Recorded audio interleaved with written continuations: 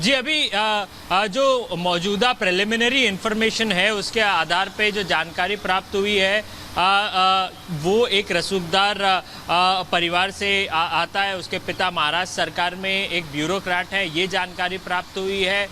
MSRDC department में उनके पिता हैं, लेकिन अश्वजीत का बैकग्राउंड क्या है ये उतना कुछ साफ पता नहीं चला। हाँ, लेकिन निश्चित रूप से जिस प्रकार से प्रिया ने अपना बयान दर्ज करवाया, प्रिया ने कहा है कि वो 4 साल से जो है वो उसके साथ रिलेशनशिप में थी, लेकिन अश्वजीत ने उसे अंधेरे में रखा। वो पहले से शादीशुदा था और जब इस बात का पता बिल्कुल, यानी कि अब तमाम तरह की बातें जो निकलकर सामने आ रखी है वो दूध का दूध और पानी का पानी हो जाएगा। जब पूछताछ होगी, जब गिरफ्तारी होगी तो फिर स्पष्ट होगा कि आखिर कितनी सच्चाई उसके बयानों में है। खैर, आगे बढ़ते हैं और अब बात करते हैं कैश लोक की। धीरज साकू 354 करोड़ की संपत्ति के खुलासे के बाद, इस बरामदगी के खुलासे के बाद पहली बार बयान देते नजर आ रहे हैं और कह रहा है कि ये जो पूरा पैसा है वो उसका और उसके शराब कारोबार से जुड़ा हुआ है।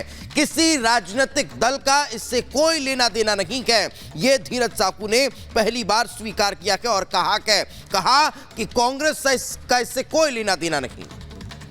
बिल्कुल, तो आखिरकार धीरज साहू सामने आए हैं और कहते हैं कि सारा पैसा उनका है और कारोबार से कमाया हुआ है, हालांकि अवैध है क्योंकि इसीलिए इसे छिपा कर रखा गया था। हमारे 2 सहयोगी जुड़ गए हैं हमारे साथ। धीरज साहू के रांची आवास से वैभव है और दिल्ली से लोमस हमारे साथ है। पहले वैभव के पास चलते हैं।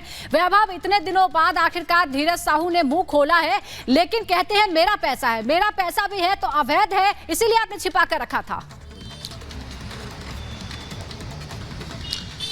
सुजाता, बिल्कुल, आज छापेमारी के 11वें दिन, क्योंकि 10वें दिन छापेमारी ये खत्म हो चुकी थी।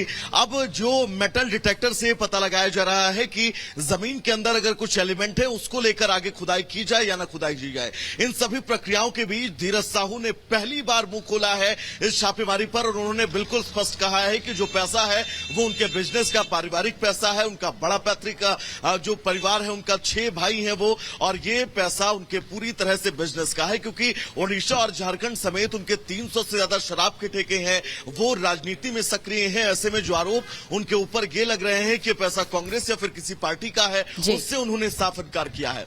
हम इस वक्त धीरज साहू के घर के बाहर ही मौजूद है। ये धीरज साहू का रांची स्थित रेडियम रोड पर जो आवास है उसके बाहर हम मौजूद है। यहाँ पर भी तकरीबन 10 दिन तक लगातार IT की जो है वो रेड चली थी। यहाँ से भी कैश की बरामदगी जो है वो भारी मात्रा में की गई थी, लेकिन फिलहाल अब बिल्कुल वैभव, हम आपके पास लौटेंगे। लोमस भी दिल्ली से हमारे साथ जुड़ गए हैं। लोमस, 10 दिन से ज्यादा का समय हो चुका है, तमाम तरह के राजनीतिक बयान इस पर आए हैं। अब धीरज साहू ने बयान भी दिया, तो गिरफ्तारी क्यों नहीं हुई अगर इतना गंभीर मामला है तो? बिल्कुल बिल्कुल, साफ तौर पे जिस तरीके से धीरज साहू के यहाँ पे बड़ा एक कैश मिला और कैश मिलने के बाद कहीं ना कहीं धीरज साहू खुद मीडिया में बात करते हुए पहली बार दिखे। उन्होंने कहा कि ये उनके परिवार और उनके व्यवसाय